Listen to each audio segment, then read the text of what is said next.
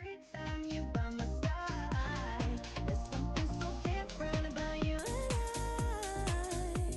So tell me when the darkness falls, will you leave the light on for me? Will you stay for the night if I need? Be my ride or die. Conference, please take your seats. The session is about to begin. Tell me if you would leave the light on for me. Would you leave the light? Would you leave the light? The light on for me. Would you leave the light? Would you leave the light? Would you leave the light? The light on for me. The light on for me. Leave the light. Leave the light. Light on for me. Leave the light. Leave the light. Leave the light. Light on for me. Will you leave the light on for me? Will you stay for the night if I need? Be my ride or die through the lows and the highs. When I'm not by your side, tell me would you leave? Will you leave the light on for me? Will you stay for the night if I need? Be my ride or die through the lows and the highs. When I'm not by your side. Conference, please take your seats. The session is about to begin.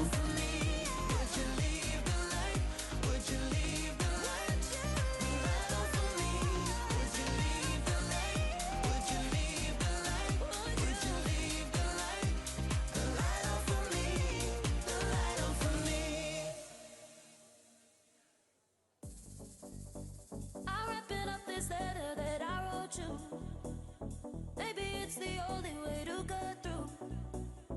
I won't lose myself for anybody. I'm not sorry. Yeah. Though it hurts, I only wish you blessings. The tuition talks, you gotta listen. I won't lose myself for anybody. I'm not sorry. Yeah. You build me up to break me down. Never respect the love you found. And I had a voice inside the back of my mind. I always knew it deep down. You don't deserve me, but you won't lie. Got no more tears to cry. Oh, no looking back this time.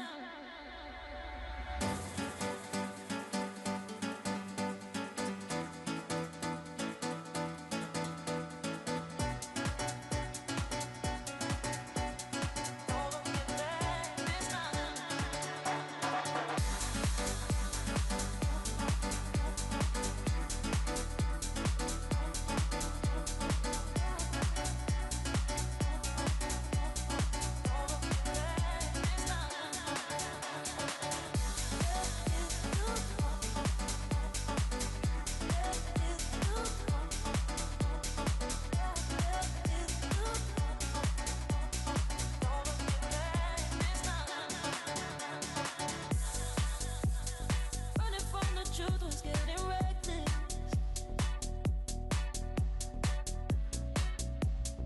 In your arms I never felt protected. Oh. Conference, please take your seats. The session is about to begin.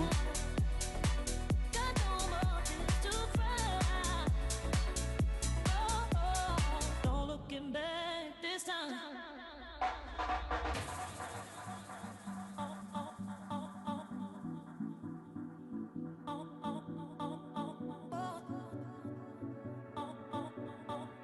No looking back this time.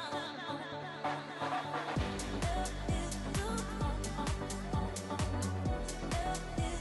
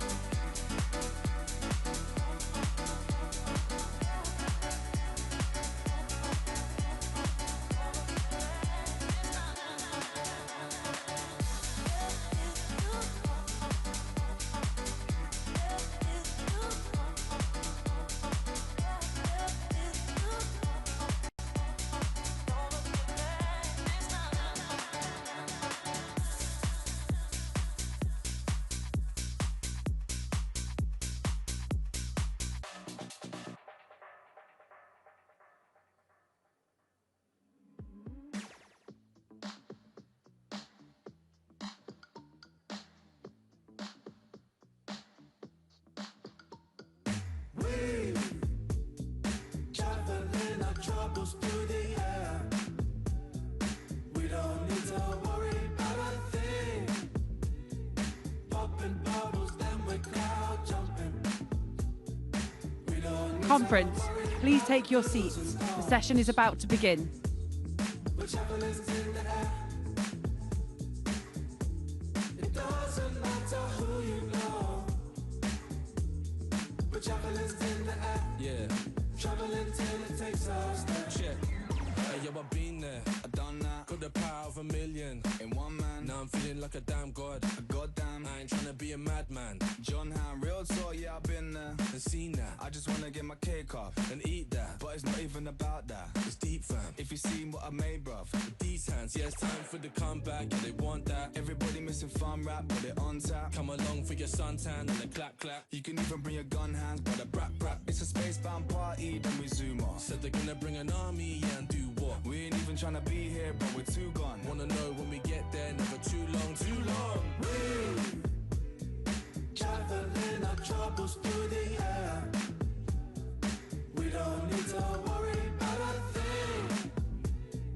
Popping bubbles, then we're cloud jumping. We don't need to worry about the do's and don'ts. We're javelins in the air. It doesn't matter who you know. We're javelins in the air. Traveling till it takes us there. Yeah. Ooh, don't you doubt my airborne groove, man, I prove how high it's true. Views from Cloud9, paid my dues, lump sum outright, got proof. Got the t-shirt too, live on the air, lifetime on the move. Gonna break right through, know me, know you, on the one love vibe. So pure, so true then, life has its way with us, plays with us, so we all crave a rush. Rave it up, yeah, got a taste for lust, but still, nothing ain't free, gotta pay for lush. Tsunami surfer, the waves are high. Any dream is a winner if you aim it right. Can't rush it down low, gotta take your time. You can't airdrop us, we're too fly, too right. Traveling our troubles through the air. We don't need to worry about a thing. Popping bubbles, then we're cloud jumping. We don't need to worry about the do's and don'ts. We're javelins in the air. It doesn't matter who you know. Conference, please welcome Peter Wheeler and the Platform Party.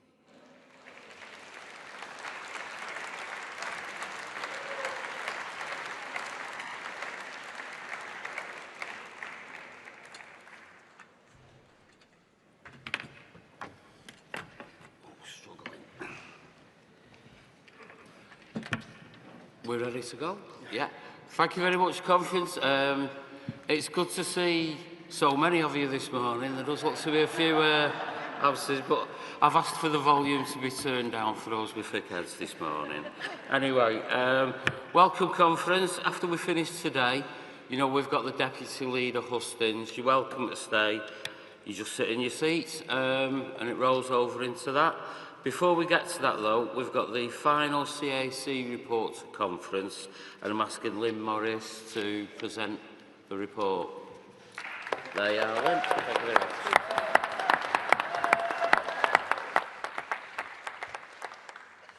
Conference, I formally present CAC Report 4. Today we'll be hearing from Joe Fortune, General Secretary of the Cooperative Party, Ed Miliband and Emma Reynolds. And conference will be closed by the Home Secretary, Shabana Mahmood. Following the close of conference, there are the Deputy Leaders' hustings. Today we have timetable debates, composite motions on water and animal welfare. The motions for these debates can be found in Addendum CAC2. Conference Arrangements Committee would like to thank the Labour Party team, conference venue staff and the many contractors that have worked incredibly hard to make this the great conference it has been.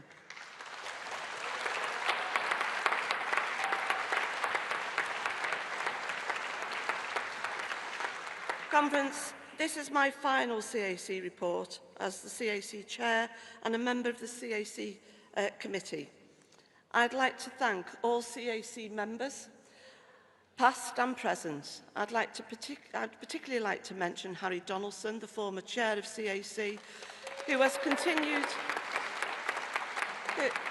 continued to be an inspiration and a valuable source of knowledge for me.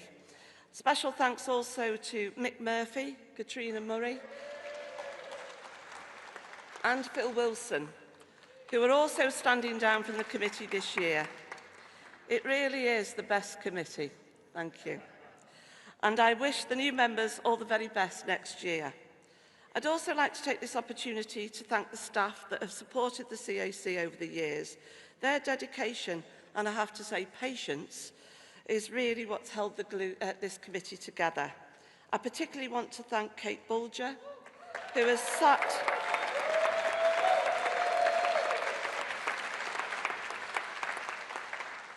alongside me during my time as chair. Without Kate's expertise and help, you could have had a right mess on your hands, so thank you, Kate. Finally, delegates, I hope you've had a good conference, and I wish you a safe journey home after the close of business today. Conference, I move CAC 4.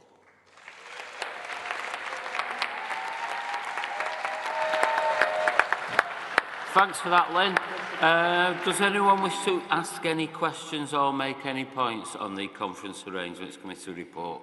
But please remember, we've got lots to get through this morning, so let's try and keep it brief. Thank you.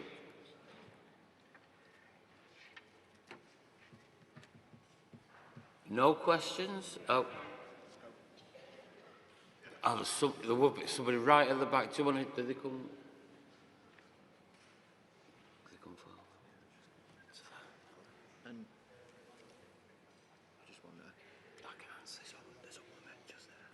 Is there somebody over here with a question? There, I see you. Sorry about that. It's very difficult with the lights, but if you can come down.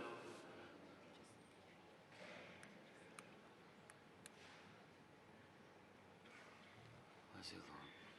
He's coming.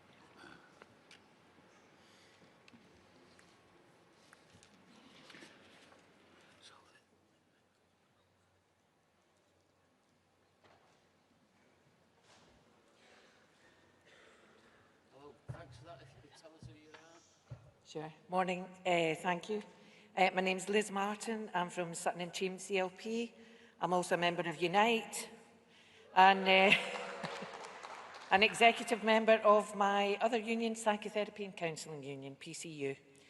In CAC 1 on Sunday, on page 14, it said there were 4 reference backs submitted to the CAC prior to conference.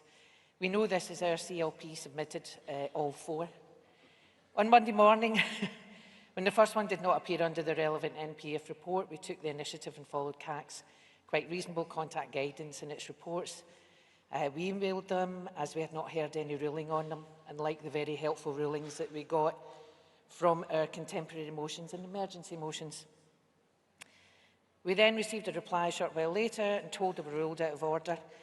As a reasonable CLP aiming for good relations with CAC, we have not sought to raise the issue until we have checked the whole situation, which has now only become fully clear when the current CAC 4 was published this morning, thus justifying our reasonable question at this point now to everyone, both CAC and organisations submitting things in future. I'm nearly finished. As we know, we fully submitted the reference backs to the criteria the CAC requested.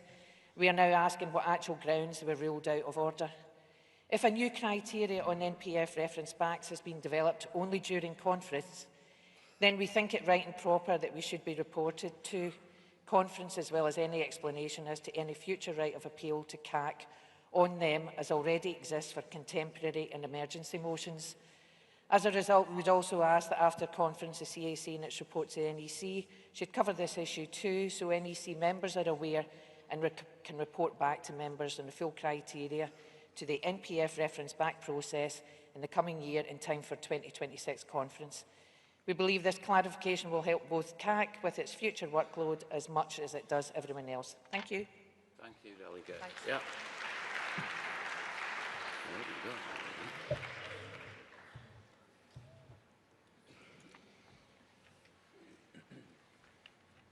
Hi Conference, I'm Ollie, I'm a delegate from Rusholme CLP and a proud member of Unite the Union.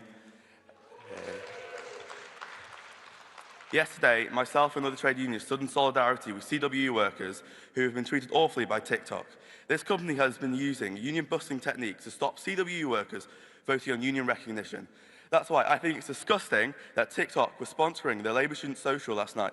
So my question is to the CAC and conference, do you think it's appropriate that a union-busting company is sponsoring a Labour event at conference? Thank you. I think there's one more and that's the lot. Is that the lot? Yeah, thanks a lot for that. Right, Lynn, if you'd like to reply to the points that have been raised, I'd be very grateful.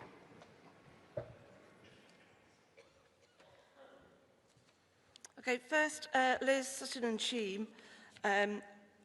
All CLPs were contacted about their motions. If you want to come and see us and go through anything additional, please do so. But reference back will be part of our report that goes to the NEC. So we will be fulfilling that. I'm looking for where you are. Yes, we will be fulfilling that, that promise. But if there's something else that we're not picking up on and you need to come and see us, then please do.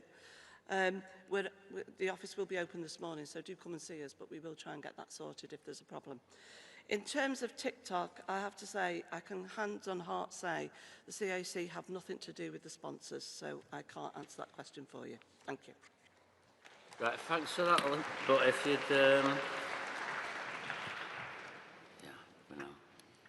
Right, thanks, Lynn.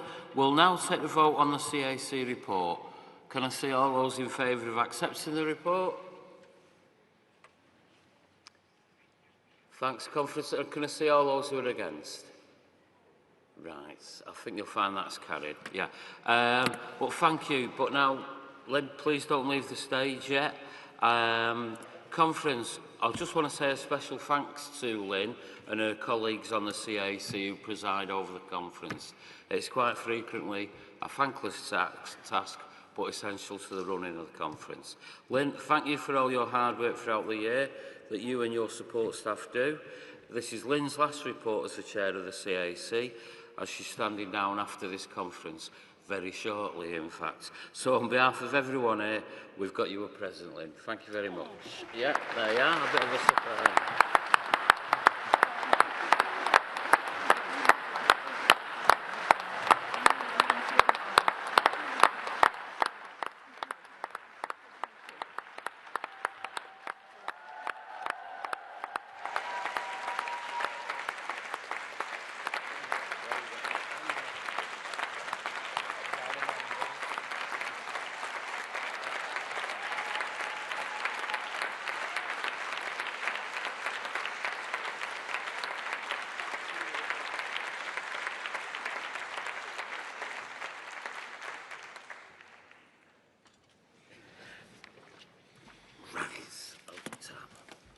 Okay, right, thanks for that conference, much appreciated.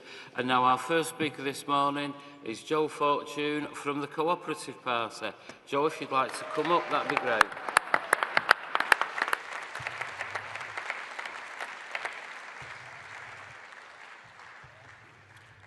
Thank you, Chair. Good morning, friends. Last year, in this report, we lamented that our country was gripped by a slump in trust and collective belief, threatened by those wedded to division.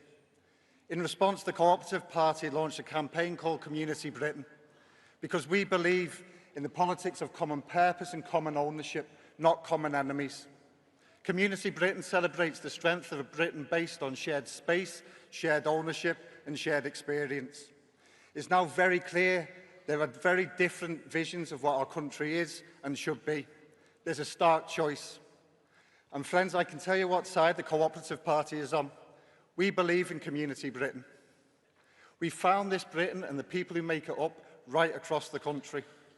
People with busy lives, stressful jobs, families to feed, who still choose to support their communities in ways big and small. People like Craig over the river, who runs Future Yard, a community-owned live music venue. People like Anushka and her 800 members, who bought the historic Stretford Public Hall, bringing it back to life. And people like Mark, who leads the Community Energy Project in Bristol, the profits of which were reinvested and brought back his forgotten community centre. People who look at their life and choose something different, something better. People who've improved their areas, sometimes in spite of politics, and never with its full-throated support. Friends, Community Britain won't succeed by accident. To build a better Britain and not a bitter Britain, politics needs to step up and be counted. Last week's Pride in Place announcements begin the work of doing just that. Historic levels of investment directed by local people, with new rights for communities to take back control of the places they call home. A new community right to buy, starting the process of moving from not just saving assets, but to building them once again. We wholeheartedly reject the view, sometimes even repeated in our movement, that strong communities are nice to have. That's wrong. They're an important public policy tool for now. They're a necessity, and many in this room will know it. Now, we all have a choice.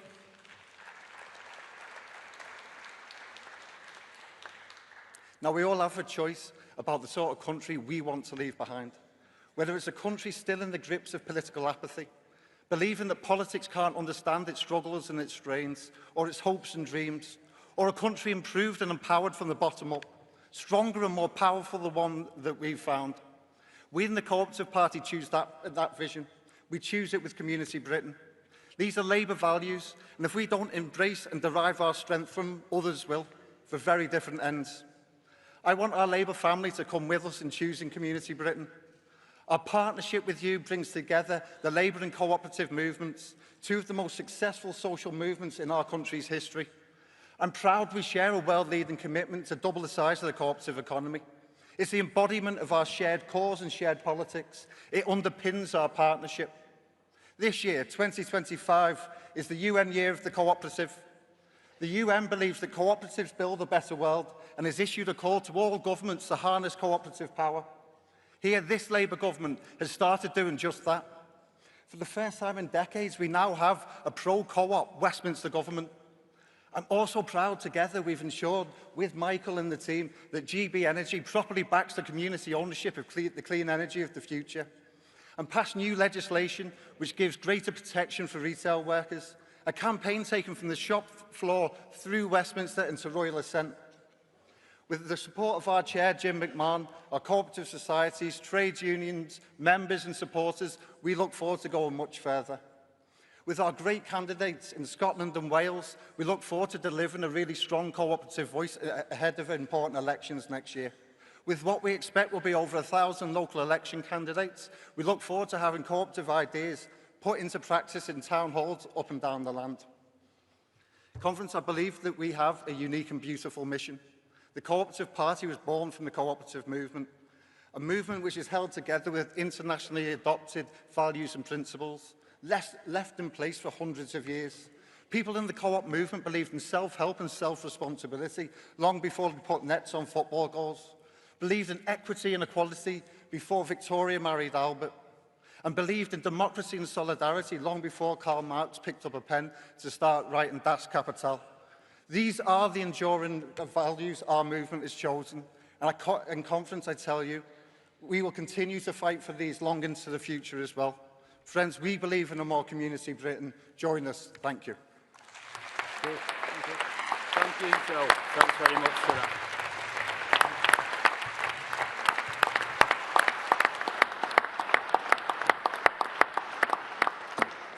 Right, now delegates, we're now ready for the Make Britain a Clean Energy Superpower debate. Let's get straight to the contributions from the floor. We start with Composite 1, Animal Welfare, moved by Camborne and Redroof CLP and seconded by the Wrecking CLP. So, can I see the delegate from Camborne and Redroof, I think?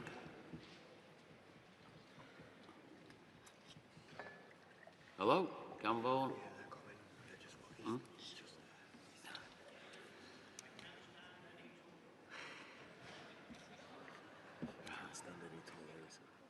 Anyone?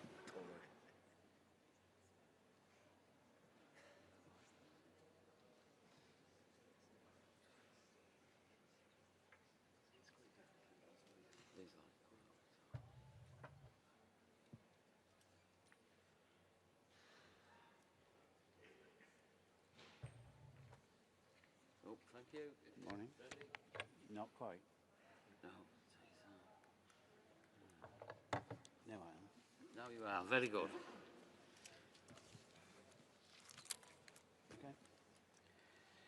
Good morning, Conference. My name is Councillor Stephen Barnes. I've been a member of Redruth Town Council in Cornwall and a member of the Labour Party for 40 years.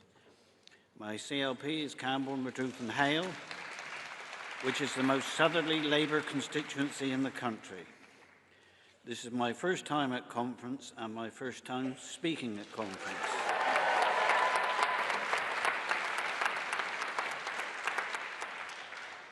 This is a composite motion which encompasses many issues relevant to improving the welfare of animals, ranging from problems with pets being stolen to how we should treat our wildlife in the country. The Labour Party has a proud track record of animal welfare when in office. We must advance those standards. Britain is known as a nation of animal lovers, and we need to have legislation to meet those expectations.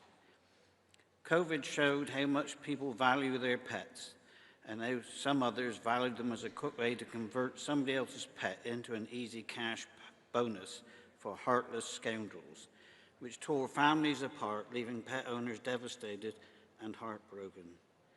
The previous Tory government dropped the Kept Animals Bill, which has ended puppy smuggling, puppy farming and reduced pet theft. It also failed to pass the Trophy Hunting Bill, which would have stopped hunters who slaughter and display endangered animal body parts. Trail hunting is being used by hunts as a smokescreen for the despicable practice of hunting foxes with hounds. We see regular examples of this throughout Cornwall. It is wrong and has no place in 21st century Britain. Now, there's many from city and urban areas that think that this is an urban versus rural issue. They are wrong. Banning this cruelty is as important to us in rural areas as it is to those of you that live in cities. Perhaps even more so as we witness the cruelty firsthand. This government was elected on a manifesto commitment to ban it. My message to Conference and the leadership is respectful but blunt. Please just get on with it. I urge you to support this motion. And before I leave the rostrum, I'd like to thank my CLP for sending me, and my colleague Deborah Reid for supporting me. And happy birthday to my baby on Saturday. She's 27. All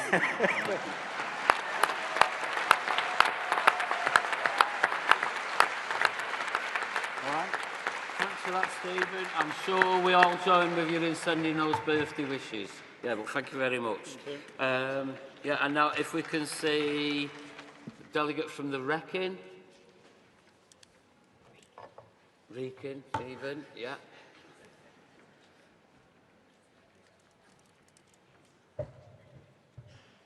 Thank you. You've got 2 minutes.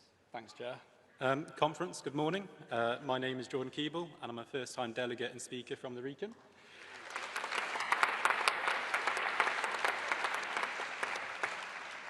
Thank you. I'm delighted to be seconding Composite Motion 1, since it will only strengthen Labour welfare under Labour. Animal welfare, apologies. First, we cannot forget the past. As just mentioned, the Tories failed animals through not implementing the Trophy Hunting Bill or the Kept Animals Bill. Compare that to Labour, who banned fur farming, fox hunting, and the testing of cosmetic products on animals. The contrast could not be clearer. Look at Reform. They're led by a man who believes in fox hunting. Conference, a leopard can't change its spots. He has supported it and he will support it. We cannot let that happen.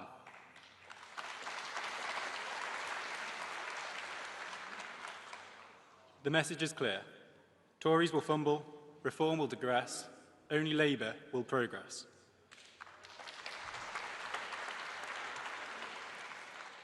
Through bringing an end to illegal puppy farming, banning trail hunting, the sale of animals with cropped ears, and also snare traps, alongside publishing a roadmap for the end of the use of animals, the testing of them in products. We will ensure that all animals, from rabbits in Rutland to Great Danes in Dagenham, and mini pigs in labs, all of them will be better off if we go through this motion. End economic incentives, ban immoral practices, proactively plan for the future. This is how you renew animal welfare. Conference, I ask you to support this motion. Thank you. Thank you very much for that, Jordan. Much appreciated. Next, we have Composite 6 Water, moved by St Austell and Newquay CLP and seconded by Windsor. So, if you're there, St Austell.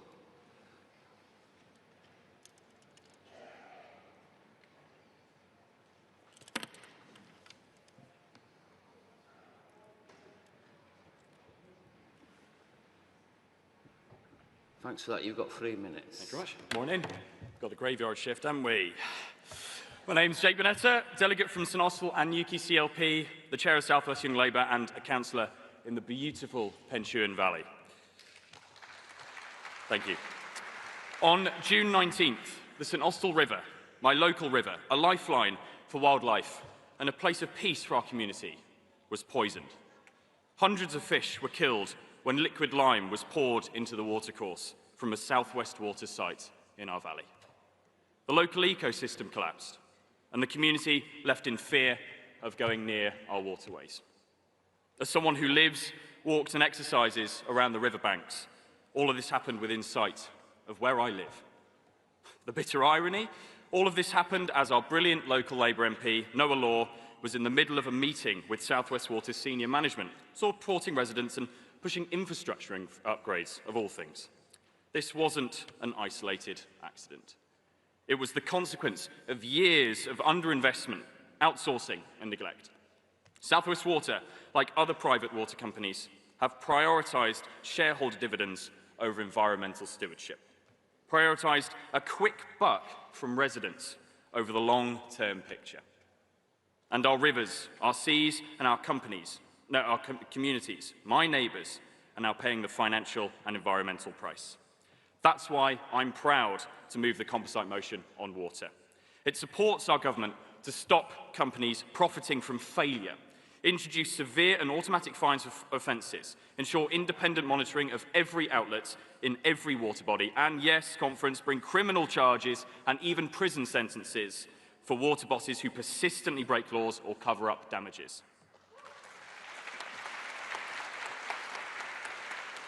Because we know this, conference, this is personal to all of us. It's about the ravaged ecosystem I saw with my own eyes in my local river.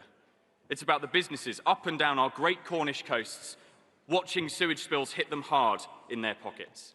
It's about the surfers worried about getting in our seas for fear of serious sickness. Conference, we must end the era of senseless profiteering. We must restore our rivers and natural waterways, protect our coasts, and put people and local businesses first. Please support this motion and help the government get us to a future where water serves the public, not private shareholders. Thank you. Thanks for that, Jake. And if I can see the delegate from Windsor.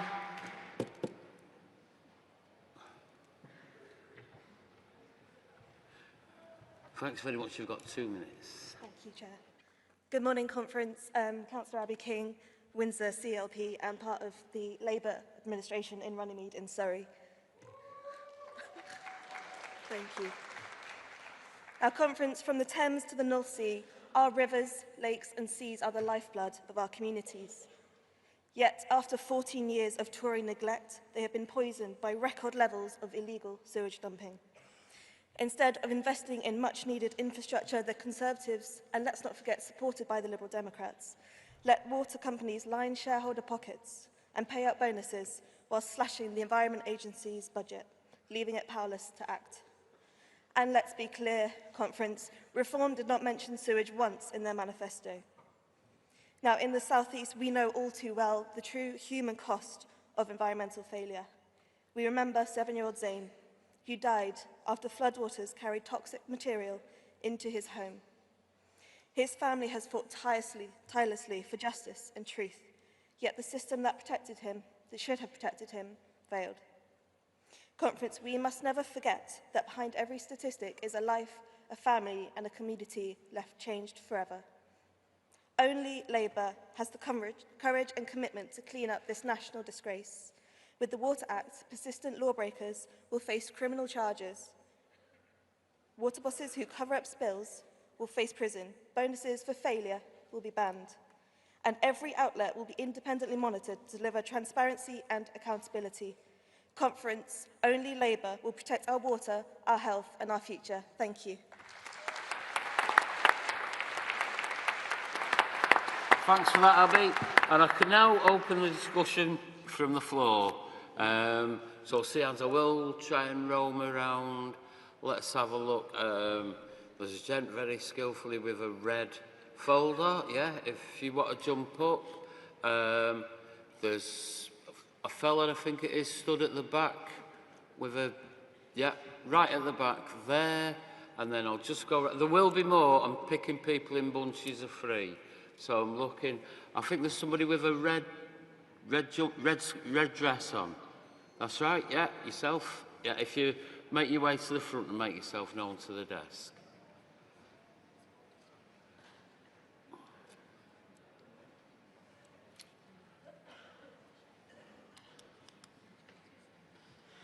Right, and if you could just tell us who you are, that'd be appreciated.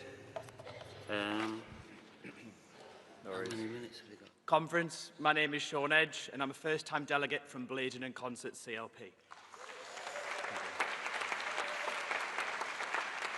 Now, thank you. Now, I was born and raised in South Shields, where the River Tyne meets the sea, and that river built our towns, shaped our industries, and still defines who we are as a region. Now, in Blazon and Concert, where I live today, the Tyne is still on my doorstep, joined by the River Derwent, flowing from Durham through Concert and Gateshead before meeting the Tyne. These rivers link my hometown and my new home. But after 14 years of Tory neglect, too often they have become open sewers. In 2024, the Derwent was polluted 466 times. The Tyne was polluted 989 times. That's more than 2.5 dumps every single day. And Northumbrian Water did this while paying dividends and bonuses. Now, Conference, that is a scandal. And let us be honest, Reform have no plan for water, no plan for sewage, and no plan for our rivers. Most of their waste comes from Reform's deputy leader in County Durham, Darren Grimes. Oh, I know he's a right keyboard warrior, our Darren. But whilst he's spewing his own pollution on social media, while Darren tweets Labour acts, my outstanding MP, Liz Twist, has demanded real powers to hold water bosses to account. She's raised this time and time again in the House of Commons. This motion delivers them: criminal charges, automatic fines, and an end to bonuses for failure. And just as past generations served as apprenticeships on the Tyne, today a new generation is serving theirs at the Energy Academy at Newcastle College.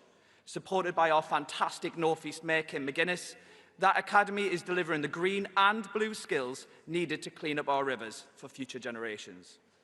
Conference, the Tories failed. Reform have no answers, and only Labour will act for clean energy, clean water, and communities being put first. And as Jimmy Nail sang in that great Geordie banger, Big River, everything they tried so hard to kill, we will rebuild. Conference, I urge you to support Composite Motion 6. Thank you.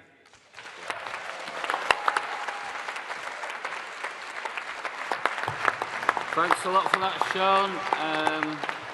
Who's next? Welcome. Thank you. I'm Jo Blackman, Councillor and Cabinet Member for the Environment in the East London Borough of Redbridge, and I'm proud to be a delegate for SERA, which is Labour's affiliated Environment Socialist Society.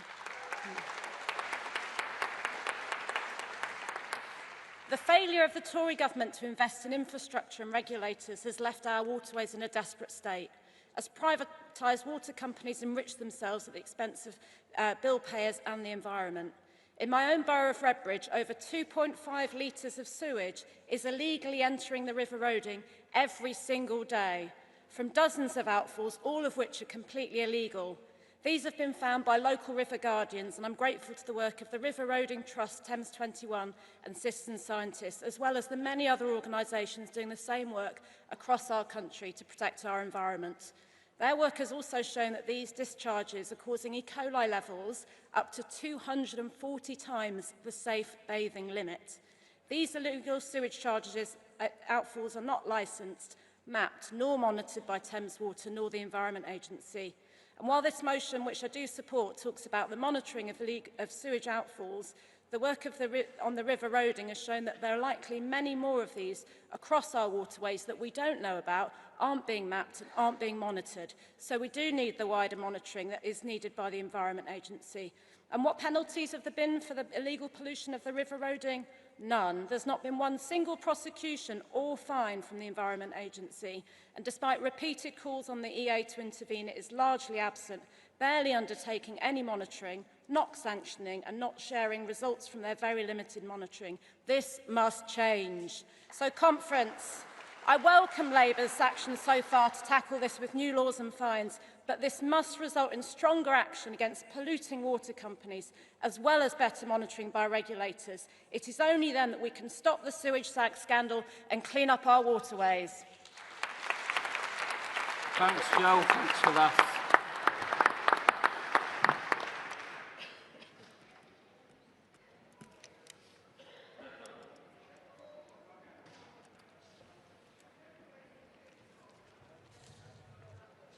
Good morning, Conference.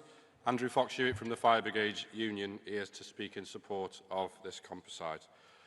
Many people will not immediately associate the state of waterways with firefighting, but it is firefighters who respond to incidents on our rivers, our lakes, and on the increasing amount of serious flooding that we face. Despite being the only agency doing this work, successive governments have failed to place a statutory duty on the Fire and Rescue Service to do this. This means that the services do not get the funding for the jobs, the equipment and the resources that we need to undertake that work. So the Fire Brigade Union call on this government to urgently put that right. But the other issue of the state of our waterways is the severe health and safety risk to our members. We have had firefighters up and down this country contract serious waterborne diseases when undertaking rescues that have ended their careers. All of this thanks to the privatisation, the profiteering and the recklessness of the ideology of the Conservatives and their latest reincarnation, reform. They have stripped back our natural infrastructure and we must no longer accept this. We all want hope that things will be different. This shouldn't be happening in Great Britain in 2025. So fund the Fire and Rescue Service, clean up our waterways, support the motion. Solidarity. Thanks for that, Andy. Much appreciated. Right, I'm looking for some more speakers, but is there any young member out there who's not spoken at conference yet? Would all the hands go down? I think there's... There, right. If you'd like to come down to the desk, that's one. Right, any other speakers want to come? There's a woman in black, I think. Sorry if I'm a bit vague, the light's very... And there was one more. Sorry? A young woman there with a book who might be a good choice. I can see the woman with the book people are pointing. And lights and spotlights on you. That's me free for now. There will be some more, though.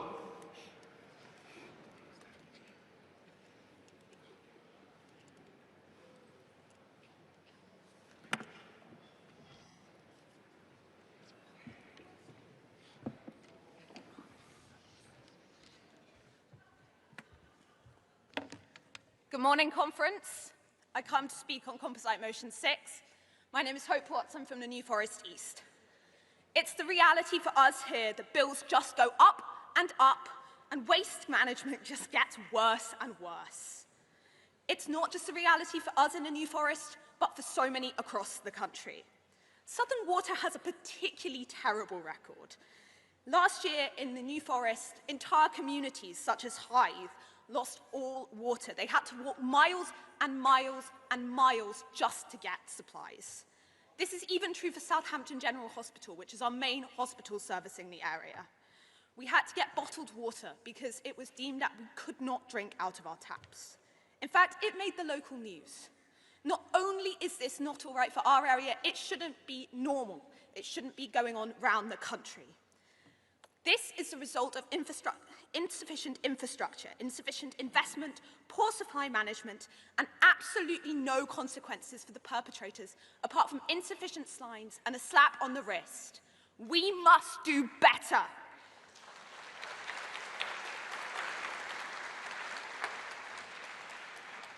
The Labour government stands at the precipice of actually doing something about this issue. We cannot let reform take away our power.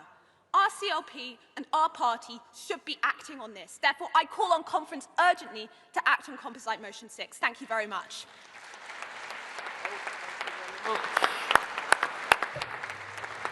The good news is all the speakers are coming in under time, which means we can get more in, so your cooperation is much appreciated on that. Yep.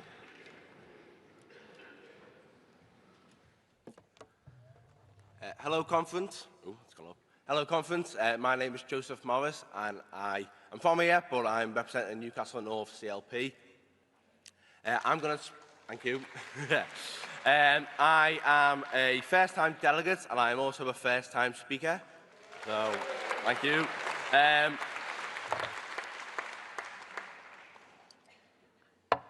Bloody hell. Your mouth gets so dry when you're up here, right? I'd like to speak on Composite Motion 1. I do fully support the motion, and I will be voting for it. But what I'd like to discuss is animal welfare as a priority ballot. I've been extremely disappointed with the fact that we have chosen animal welfare as a priority ballot. And, you know, we've prioritised as a debate animal welfare over the welfare of our people, over the welfare of the working class. We are the party of the welfare state, a welfare state that has been decimated by 14 years of Conservative government. Has been decimated for a lot longer. Privatisation has been, you know, since Thatcher, we all know. Trust me, we all know. We are the Labour Party. We are the party of Labour. We are the party of the trade union movement. We are the party of the working class. We are not the Green Party. Animal welfare is an important issue, and as I say, I do support the motion. But conference, we must be clear. We are the Labour Party. Our aim must be to abolish poverty. The greatest stain on our society is poverty. Poverty is a political choice, and I am extremely disappointed that we have not been able to discuss it at this conference. That's okay. But yeah, thank you, conference. Solidarity. Support both motions, but I'd just like to say I am extremely disappointed that we've not been able to discuss poverty. Thank you very much.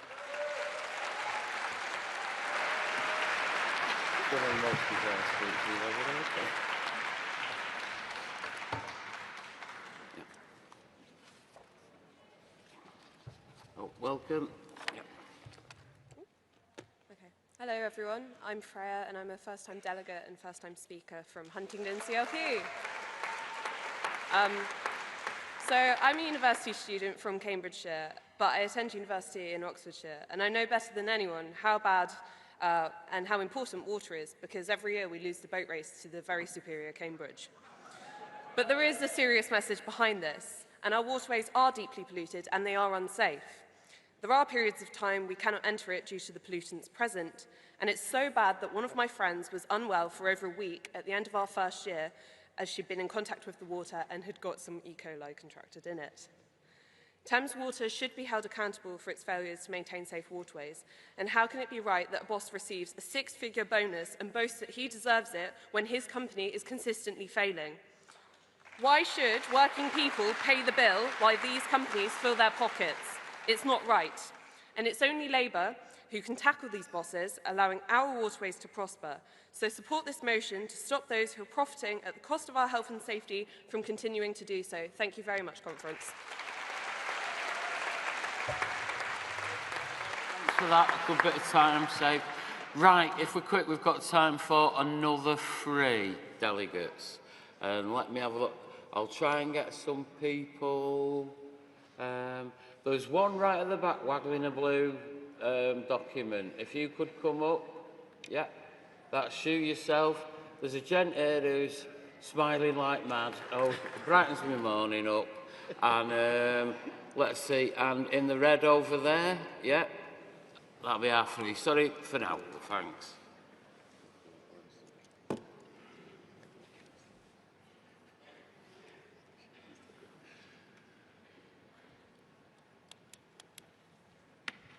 Morning conference, Ollie Goff, Hornsey and Fry and Barnet, first time delegate.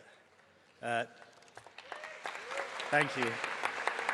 Our rivers are some of the most beautiful and biodiverse places in our country. But too often, they are covered in a film of foul-smelling scum, the signature of a system that lets private companies pour human waste straight into our waterways. This is vandalism of the natural world happening in plain sight. That's why I welcome this motion. I'm so proud that Labour has already issued record fines to polluters and is determined to hold water bosses to account. But let's be honest, punishing bosses deals with the symptoms, not the cause. Our water system is broken because for decades it has been starved of investment and hobbled by poor regulation. Ofwat was set up to keep bills down and profits flowing, not to make sure our rivers run clean. And when the cracks appear in the walls, you don't paint over them, you fix the foundations beneath. And that's what Labour is now doing. The first new reservoirs in over 30 years, upgrades to sewage treatment, major investment in infrastructure that should have happened decades ago, and a new powerful regulator promised with the teeth to do the job. But conference, we can go even further. Thames Water has abused the trust of the public. It's time to put it into a special administration regime, using the legal powers we now have, and to show that no company is too big to be held to account. That doesn't mean public ownership. It means new management, tighter regulation, and a model that puts long-term investment and the public interest ahead of short-term profit. Conference, I urge you to back this motion with pride, but let's be clear. We won't clean up our rivers with fines and prosecutions, but with concrete and steel and organisations obligated to maintain their assets. Only Labour, with the courage to invest and the will to reform, can protect our natural heritage and make our rivers safe to swim in. Once again, thank you. Tully, let's see who's next. Hello. Good morning, conference. My name is Comfort Akimobola, and I'm representing East Leeds CLP. I'm a first-time delegate and a first-time speaker, so I'm a little bit nervous. I am supporting Composite Motion 6. Across our UK, our river and coastline are drying, poisoned by record level of illegal sewage dumping. This is a toxic legacy of 14 years of Tory failure. In Yorkshire, where I am from, we see the crisis firsthand. Not only are we fighting sewage in our waterway, but our vital reservoirs are also drying up. This is a stark symbol of failure from the Tory government. And water is life, as we all know that. I would like to also pay tribute to champions like Richard Bogan, our MP, who fight tirelessly for this anti-sewage campaign on the background. And also, now that we have the Labour government, we employ the government to please ban executive bonuses when the companies are failing. We must also introduce severe and automatic fines to every company and their offences. And also, we must bring criminal charges for water bosses who cover up these illegal sewage spills. Please, conference, we must support this motion to keep water, because we know water is life. Thank you.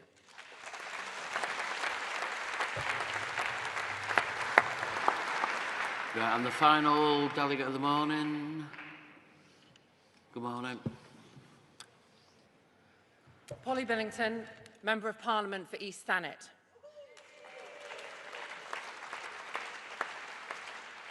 East Thanet is made up of 3 towns that rely desperately on the health of our waterways and our seas. It is surrounded on all sides by beautiful beaches and seas that people want to come and enjoy. Let us remember, our natural environment is not just something we love, but is something vital for our economic health and well-being at the coast. It's not just East Thanet that benefits from having cleaner seas and cleaner waterways. There is nearly 1 in 5 people in England and Wales that live within 5 kilometres of the coast. Those are the people that benefit from a commitment to us cleaning up our seas. Those are the people that need an economic strategy which involves our natural environment at the coast. And those are the people that will benefit from a Labour government that is committed to transforming our water industry and transforming our attitudes towards natural environment. We are, let us remember, the party of the right to roam, the party of the wild trespass. And we need to remember that access to nature is as vital to the human condition as the opportunity to work.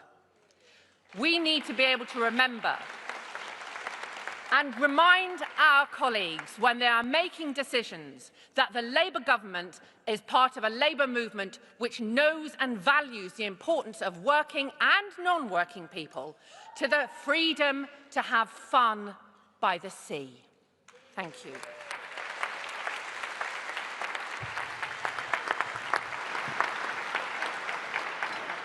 Right, well, thanks for that conference. I'd like to ask you now to welcome the Secretary of State for Environment, Food and Rural Affairs, Emma Reynolds. Thank you.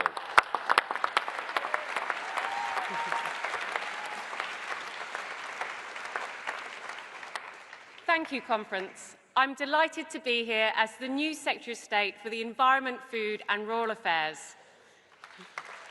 And to have such a strong ministerial team: Angela Eagle, Emma Hardy, Mary Cray and Baroness Hayman. The first all-women ministerial team at a UK Department of State. Conference, until recently, I was the City Minister, but Conference, I'm more of a country girl than a city girl. Taking my kids on walks in the stunning Chiltern Hills is one of the greatest joys of my life. My Wickham constituency is surrounded by beautiful farmland and countryside.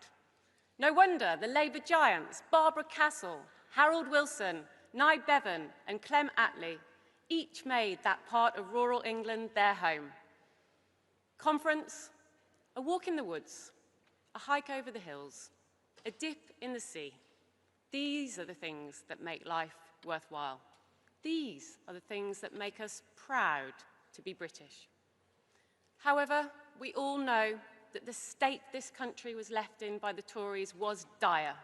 Nature in catastrophic decline, waste littering our streets, vital infrastructure stalled. And Conference, perhaps the biggest scandal of all, raw sewage choking our rivers and lapping at our seashores. The perfect metaphor for Tory failure. But we've already turned a corner. This Labour government is leaving behind the stench of the Conservatives, and we're cleaning up our rivers, lakes and seas. Thanks to the work of my predecessor, Steve Reed, and our fantastic Labour MPs in Parliament, this Labour government has passed a new law that puts water companies on notice.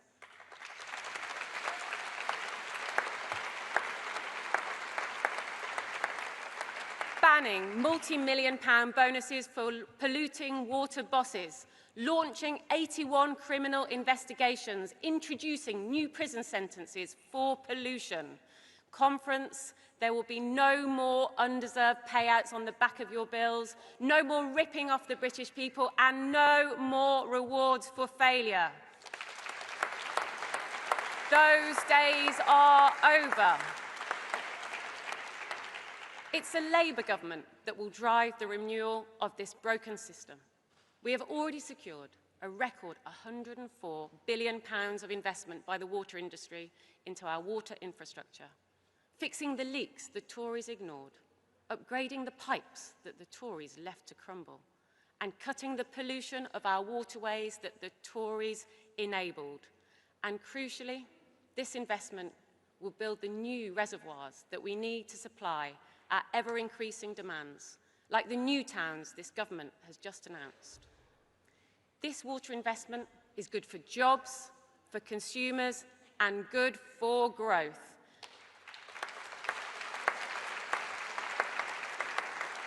Turning around a broken water system will not happen overnight, but I am determined to drive this fundamental change and clean up our rivers, lakes, and seas. First, we will abolish Ofwat and create a new, single, powerful regulator to stand firmly on the side of consumers and the environment, ending the abuses of the past. Second, we will go further and introduce a new water reform bill to deliver a water system designed for the long term.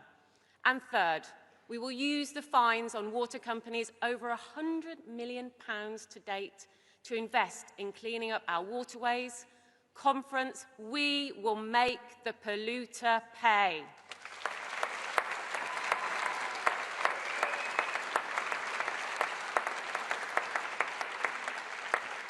And a healthy environment isn't just about clean water.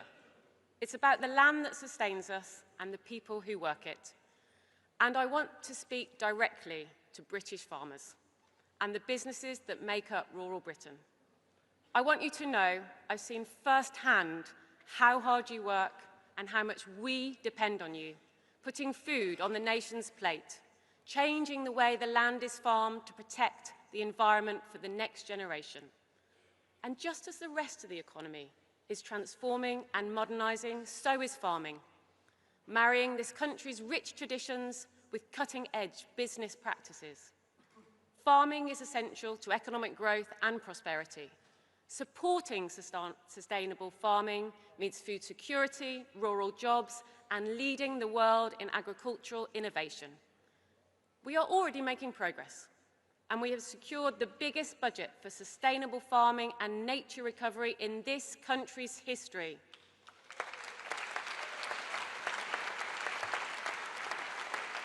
And there is much more to do.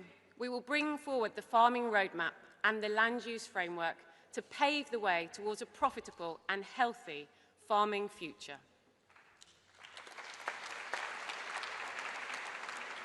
Conference, as your Secretary of State, I will strive to restore our natural environment and make it available to all. The Tories left our wildlife and natural spaces devastated, but not on the watch of this Labour government. We know how important nature is to the British people, and we've hit the ground running. Last year brought the highest tree planting rate in 20 years. That's nearly 10 million trees. And we've started planting the first new national forest in 30 years across Wiltshire, Gloucestershire, and the west of England.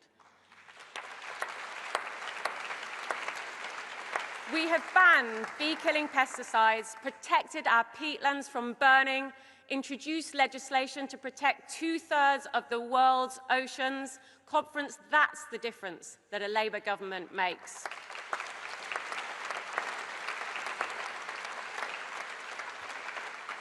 But there is still much more to do. We will restore nature at scale across the country and widen access, with 9 new national river walks, 2 more national forests, so families across the country can enjoy the clean air and quiet spaces that nature provides. Planning rules are not working for infrastructure or for nature, which is why we are reforming them.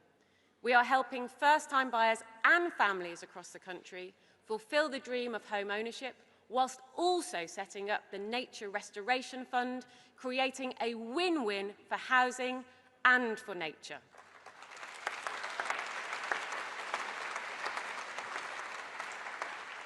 Conference, concern for the natural environment runs deep through our movement's history, from the earliest days of the cooperative movement and their concern with healthy communities, food and homes, to the trade unions' mighty campaigns for safe, clean workplaces, to the Kinder Scout trespass led by workers from Sheffield and Manchester who fought and won the right to enjoy nature,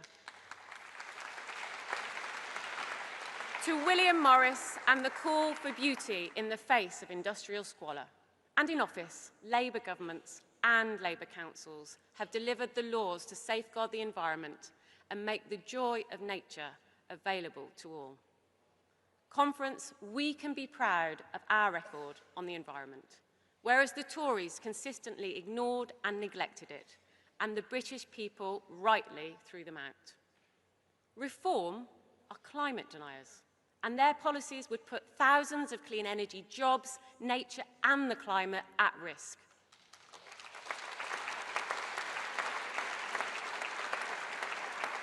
The Greens, on the other hand, are apparently in favour of clean energy, except when it comes to building any infrastructure.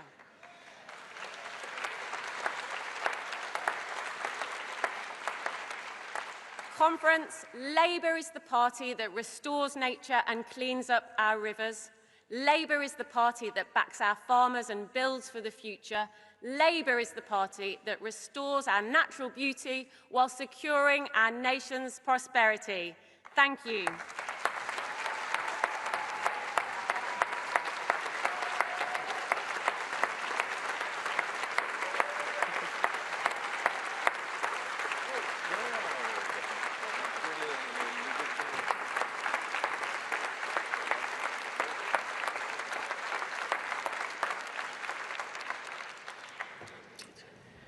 Right, oh, well, thanks for that, Emma. Very inspiring. And conference, now if you'll join me in welcoming Tracy Wainwright, who will introduce Ed Miliband. Oh, fantastic.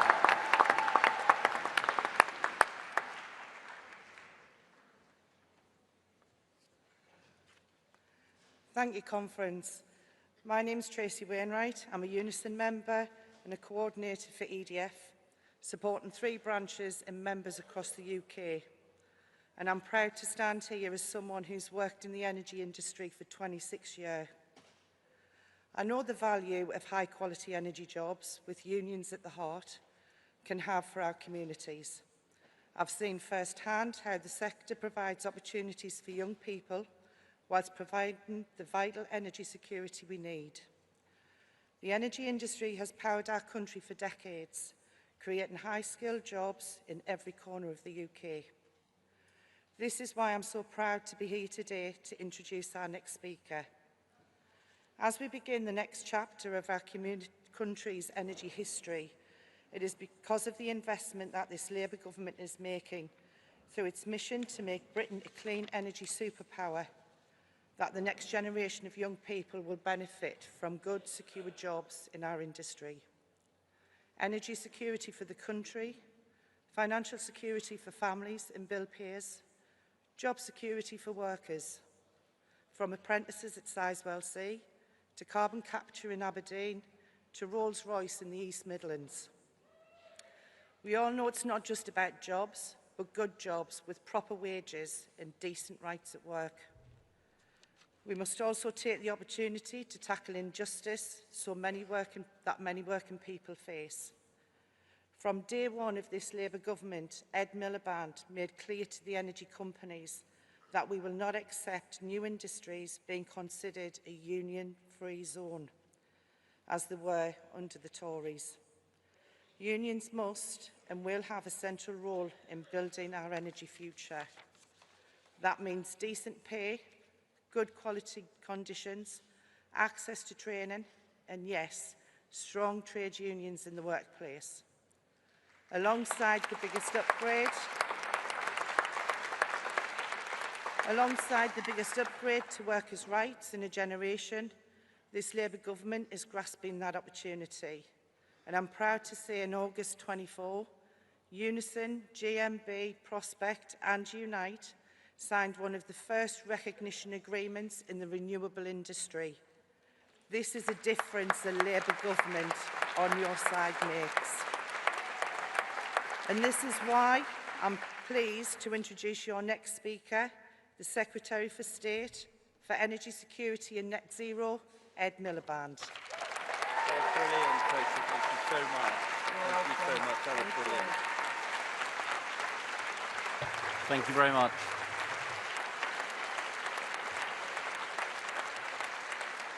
Thanks so much, friends. And let's first of all hear it for Tracy and her brilliant speech. Thank you so much, Tracy. And let me say something about my friend, Keir Starmer, our leader and our Prime Minister. Because friends, believe me, I know what pressure you face in giving the leader's speech at Labour Party conference. Long experience. Yesterday, he gave an absolute barnstormer. Let's raise the roof for Keir Starmer and the brilliant speech he gave.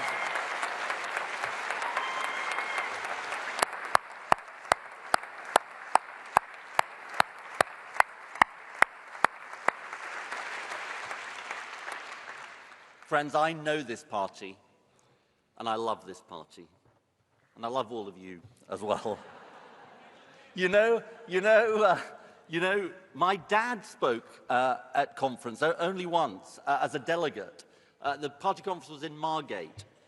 It was 1955, 70 years ago. And recently I looked back at his speech, and in a 2-minute speech, he attacked the National Executive Committee. He complained about the composite he was being asked to support. And he called for the nationalisation of the commanding heights of the economy. Some things don't change in the Labour Party. But he said something in that speech that has always had special meaning for me. He said that being part of this party was a great adventure, and we had a vision the Tories would never have. A great adventure. For me, for us, for our party, that's the point of being in politics. To go out, argue for, and make real your vision, our vision of the country, and have it change people's lives for the better. Not just to be different faces managing the government, but governing with totally different ideals and vision. That's what I want to talk to you about today, conference. But first, as you head home and we end this conference, you should take with you the ways we are starting to change Britain. Just take pride in what we've already done in energy. 10,000 new jobs at Sizewell C. Investing in Rolls-Royce small modular reactors. Funding for carbon capture and storage in all corners of Britain. The biggest investment in clean energy in British history. The onshore wind ban lifted. Enough solar to power 2 million homes. Ending the scandal of the mine workers' pension scheme. Solar panels on 200 hospitals and 200 schools to cut their energy bills. Britain leading the world again in the fight against the climate crisis. And yes, the first publicly owned energy company in Britain for 70 years. Great British Energy.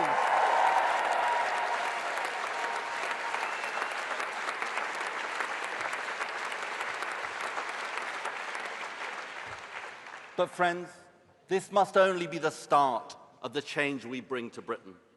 Because our country is so far from the vision we all have, and people are impatient for change. And here's the thing, they're not wrong, they're right. Our country needs to be run very differently. Now, we know what reform's approach is. Scapegoat anyone or anything they can pretend is the cause of all our problems. They want to blame diversity. They want to blame net zero, anything they can to stir up division. Friends, I'll tell you this, they're wrong. They're dead wrong about the causes of our country's problems, about why our living standards have stagnated, about why our public services have declined. You see, here's the thing, it's two dominant right-wing Tory ideas that have devastated Britain over the last few decades. The first idea from the 1980s, trickle-down economics. Remember that? Enrich those at the top, and everyone else would feel the benefits. We all know how that worked out. All it did was bring the deep inequality that still scars us to this day. Friends, it didn't work. It won't work. It can never work.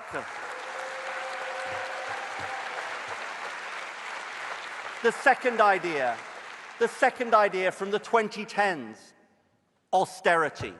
That if government got out of the way and cut again, it would sort out our economic problems.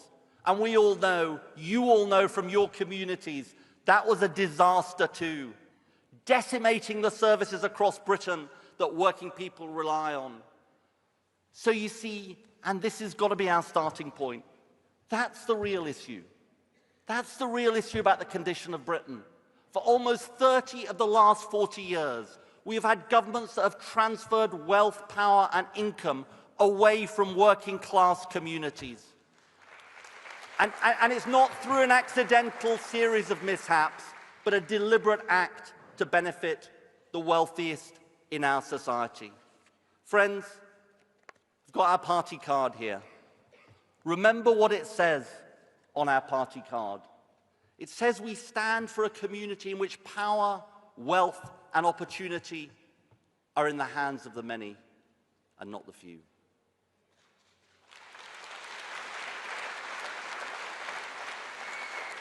That's our vision. That's our vision, but that feels like an absolute fantasy, a distant dream for so many millions of people in our country. That's why so many people feel Britain doesn't work for them. That is what we must change. That is the mission of this Labour government. And now what's so important about clean energy, what's so important is it can answer the call. As Tracy said so well, it can answer the call for a different kind of economy run for working people. It offers the biggest opportunity for job creation for decades, and we must seize it. Skilled jobs in proud professions, tens of thousands more jobs for engineers, for welders, for electricians, for construction workers. And behind these statistics, and you know I like statistics, behind these statistics is the potential for each and every one of these jobs to change the lives of working people and their communities. You know, recently, I spoke to an apprentice working at Sizewell C. He was so excited. He was so excited about what he was doing, the prospect of a good job, not having to leave his hometown, doing the right thing, yes, for the future of the planet too. Just think about what that chance will do for him and thousands of others like him. And now think about the potential, job by job, city by city, town by town, your city, from offshore wind in the east of England to carbon capture and storage in the northeast, and yes, here in the northwest too. Hydrogen in Yorkshire to new nuclear in Wales, critical minerals in Cornwall to nuclear fusion in the Midlands, and backing existing industries like ceramics. And in Scotland, oil and gas workers who have powered our country and our world will continue to be a valued part of the energy workforce. And at the same time, we will create new jobs in hydrogen, offshore wind, and carbon capture and storage. And friends, if you want to know the difference the Labour government makes, you know, the Acorn carbon capture and storage project was talked about for years by the SNP and Tories, but never delivered. Now it is being made real by this Labour government. That's the difference the Labour government makes. And friends, let me say this. Think how many more thousands of jobs we could create if we had a Scottish government that embraced and didn't block nuclear power. One of the many reasons we need to kick out the SNP and make Anna Turley the First Minister of Scotland.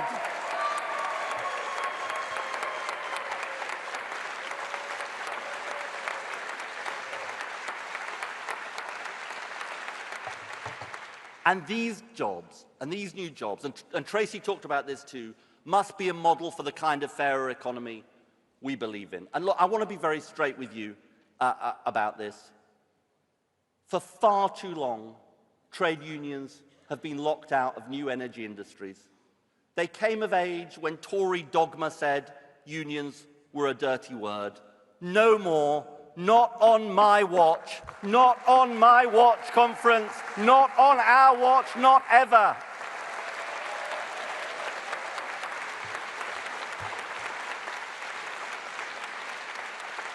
And so let me say this, our clean industry bonus rewards the offshore wind industry for investing in Britain, and that's the right thing to do. But under a Labour government, public money must serve the public interest. That's why I can announce we will introduce a new Fair Work Charter as a condition of that bonus. And let me spell it out.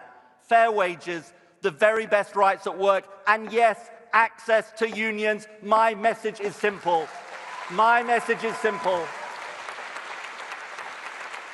Under this Labour government, fairness at work is not a privilege for some, but must be a right for all.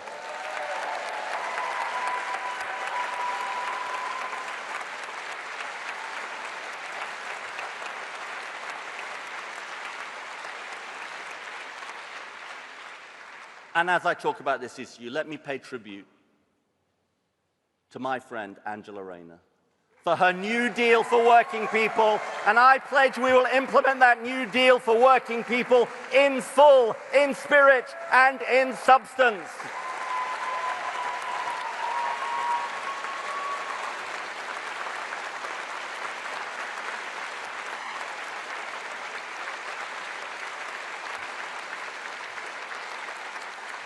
And our commitment means stamping out exploitation wherever we find it.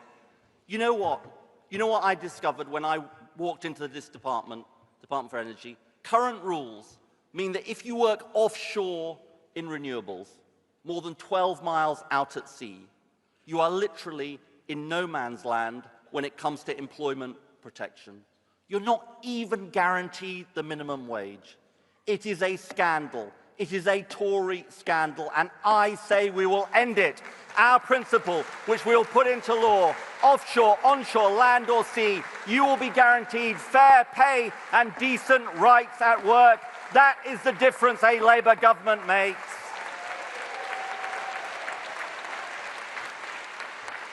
And clean energy offers our best chance to escape the high energy bills that have caused the cost of living crisis.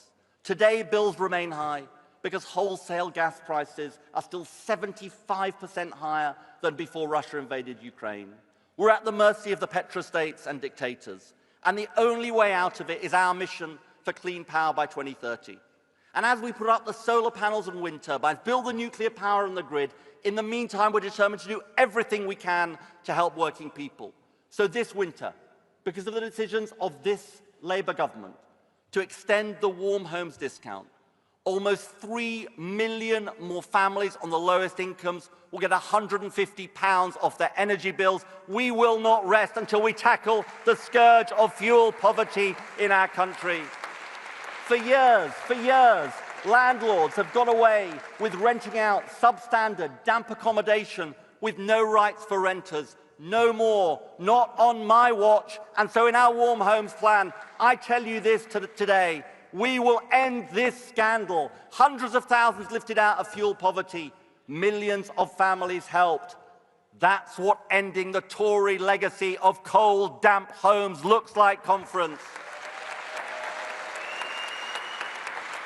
And this is just the start. And this is just the start. Insulation, solar power, batteries for lower bills to help tackle the cost of living crisis. House by house, street by street, working with our brilliant Labour local authorities and mayors, helping millions up and down the country. A plan that means by switching to clean energy, you will be better off. That's the difference a Labour government makes. And friends, we've only just begun when it comes to the work of Great British Energy. Don't let them tell you public ownership makes no difference.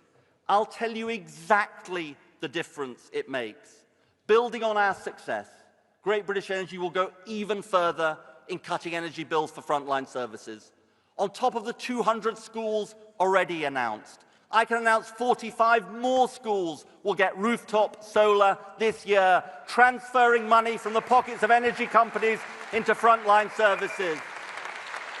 On top of the 200 already in the works, over 50 more NHS sites. And for the first time, our publicly owned energy company, Great British Energy, will work with the Ministry of Defence, so those who serve in our military get the benefit of lower energy bills too. Great British Energy, owned by the British people, supported by the British people. Yes, friends, delivering for the British people.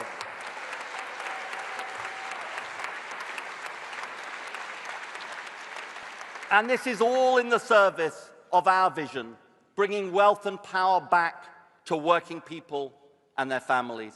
That's the mission of this Labour government. But friends, and Keir spelt it out yesterday, we face a fight like never before, not in my 30 years in this movement. Reform would wreck everything we're doing. They've said they would wage war on clean energy, a culture war they're importing from the United States, driven by the rich and powerful interests who fund them. And let's spell out what their war means. It's a war on the workers at the Siemens wind turbine factory in Hull.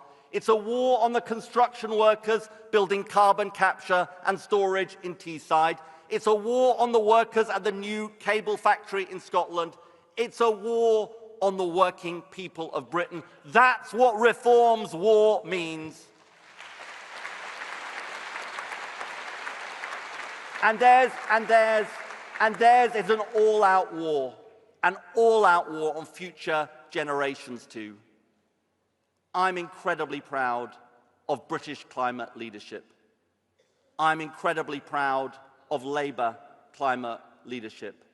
And I say Reform's war on the future would betray every young person in our country and every young person and every person yet to be born.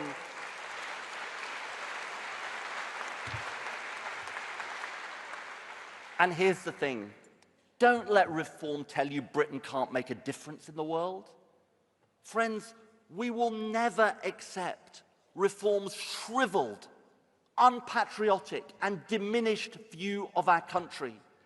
Ours has always been a vision of Britain standing tall in the world, fighting for the national interest and true to our traditions of internationalism. And let me just say, I am so proud to be part of a government that has officially recognized a Palestinian state, as this party has long demanded.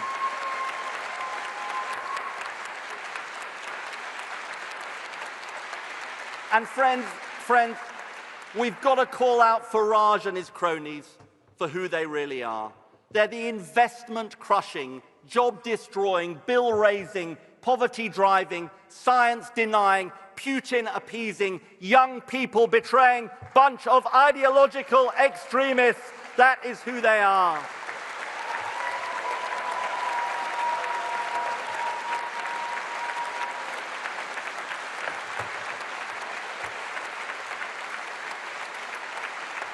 And we know where they want to go next. And they won't know where they want to go next, because they've told us. Fracking. Fracking. In your communities. Fracking will not take a penny off bills. It will not create long-term sustainable jobs. It will trash our climate commitments. And it is dangerous and deeply harmful to our natural environment. Friends, the good news is that communities have fought back and won this fight before and will do so again. Remember Liz Truss? Who could forget Liz Truss? Remember Liz Truss and her 42 days of disaster? The Tories tried to overturn the fracking ban, led by Jacob Rees-Mogg. Remember him? Yeah, who could forget him either? Friends, got a message for you. We sent those frackers packing. I say, let's ban fracking and vow to send this bunch of frackers packing too.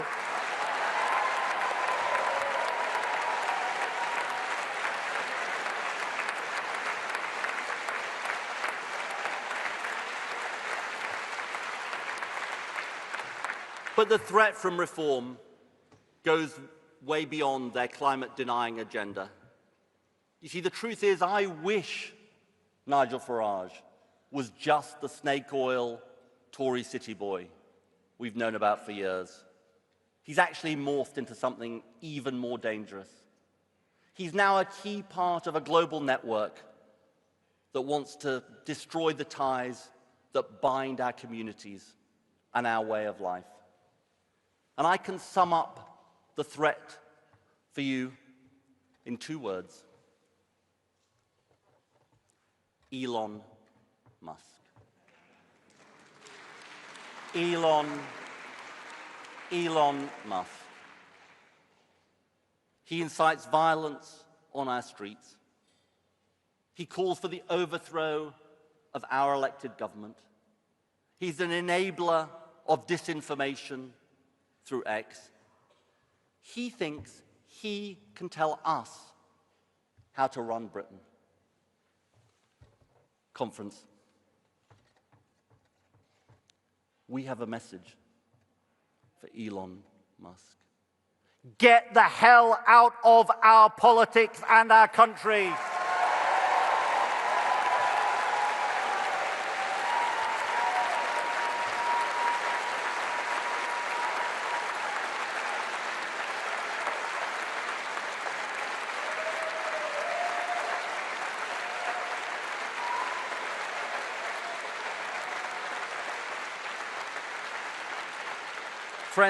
Friends, let me end by saying this. What I've learned over 30 years in politics, through good times and bad, thick and thin, is that what sustains you is something very simple. Your values, what you believe in, what you stand for, and who you fight for. That's what the point of politics is. In fact, I think that's the only point of being in politics. And at this moment of peril for the world and danger for our country, we know what our values mean.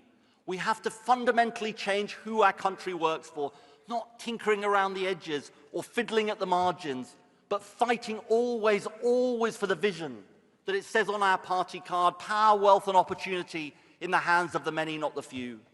And this time, in our generation, we haven't come this far. We didn't work this hard for 14 years through the dark days of opposition to hand our country over to reform. This is the battle of our time. Our people and our communities against the political con men who want to sell our country out to the vested interests. Our people and our communities against narcissistic billionaires who sow disinformation and stoke violence. Our people and our communities against those who would rob them of their rights, sow further inequality, and take away our freedoms. Friends, our fate lies in our hands. We have the power to change Britain for the better. Let's use that power, guided always, always by what we believe and who we're in politics to fight for. And friends, I say this: with the courage of our convictions, we can, we must, and we will win the day. Thank you so much.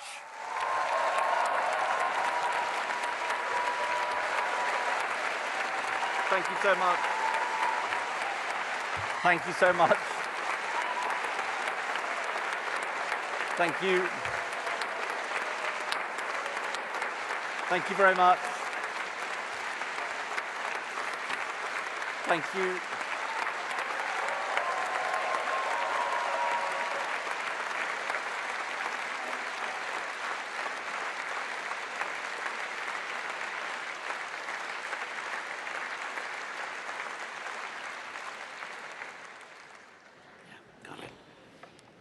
Okay, I'm sure they've enjoyed that conference. I suspect you did.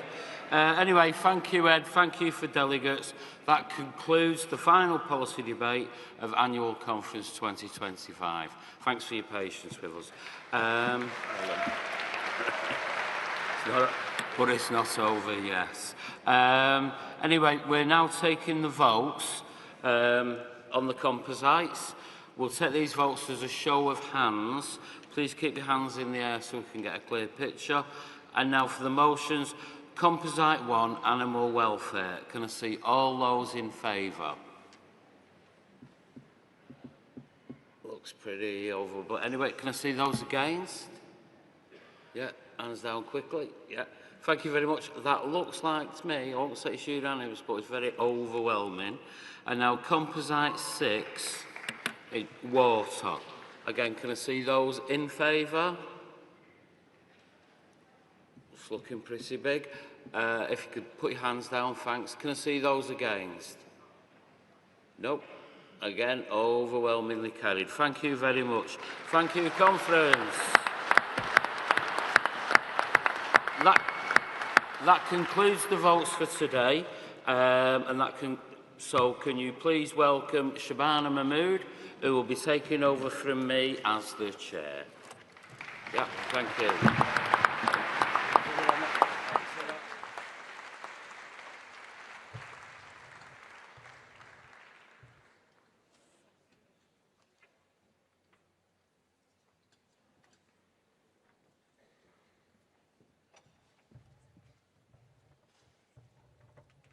Thank you very much, conference.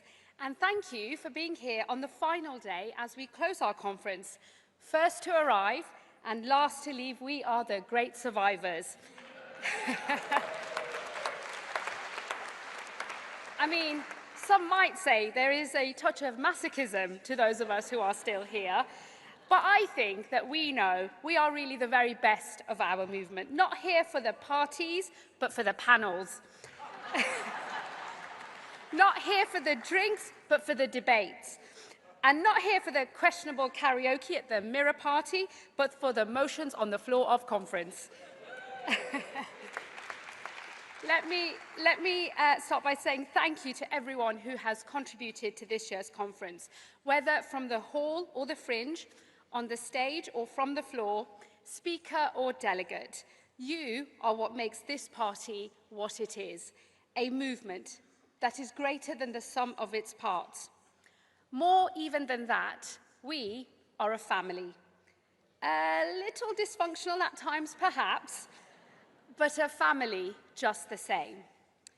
Today marks a particular honour for me, my first day as chair of the National Executive Committee.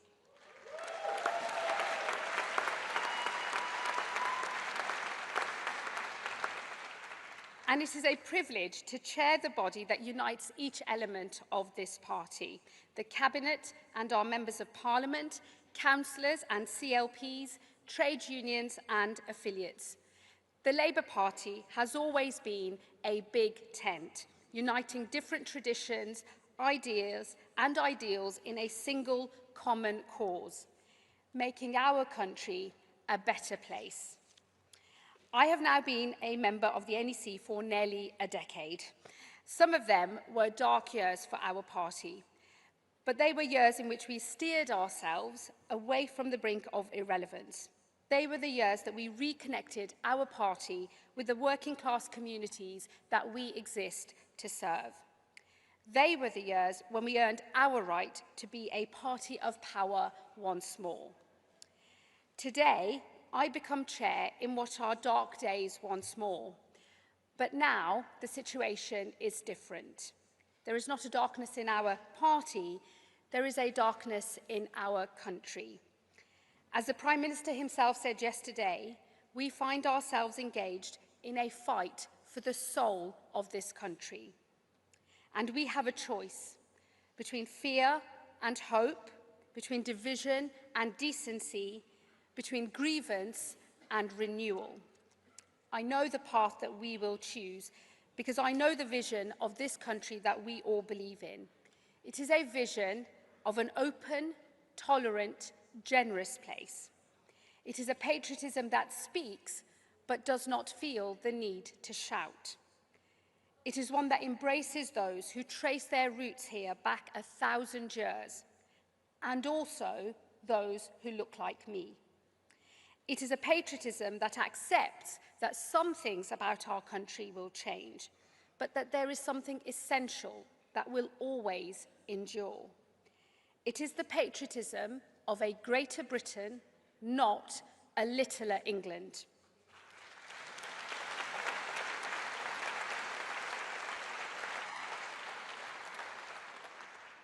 We have met in a moment in which a patriotism like this is at risk.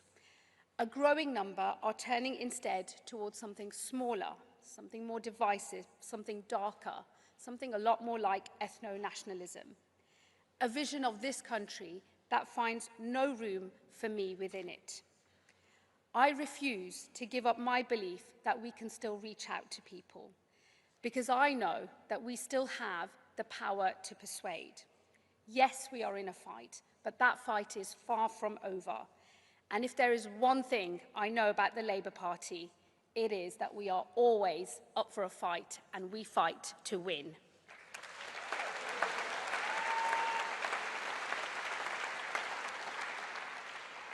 This conference has given us renewed vigour in that effort.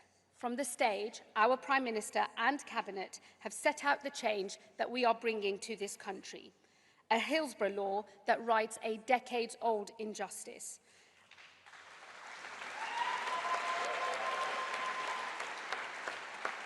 A defining new target that lifts vocational education to where it should be, equal to or even greater than a university education. A library in every primary school, giving every child the kind of opportunity that only comes from a good start in life. And the next generation of new towns across this country following in the footsteps of Attlee's New Jerusalem. And in my own brief, a migration system that is fair for all. Above all else, one thing has been clear to me at this conference. We know the scale of the challenge that we face. We know that working class communities across this country are calling out for change.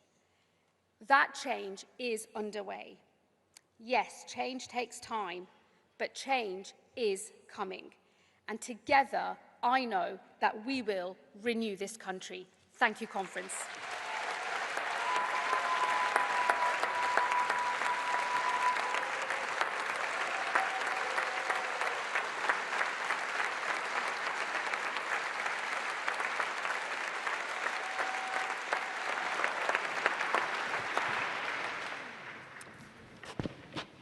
Okay, now I'm going to do the closing formalities of conference, but the first and most important bit of our final business is to say a thank you to all of the organisations that have helped deliver such a safe, secure and successful conference.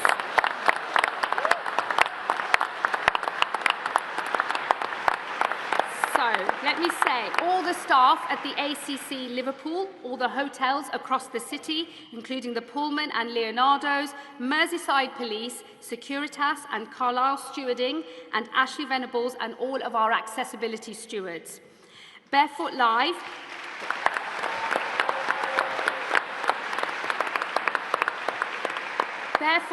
and Broadsword for all the production, Sign Elise for their BSL interpretation, Prompt Action Auto Cue, and for our little ones, Nip About for the creche provision. And finally, of course, all the Labour Party staff, because we wouldn't be here without them, and they're frankly bloody brilliant.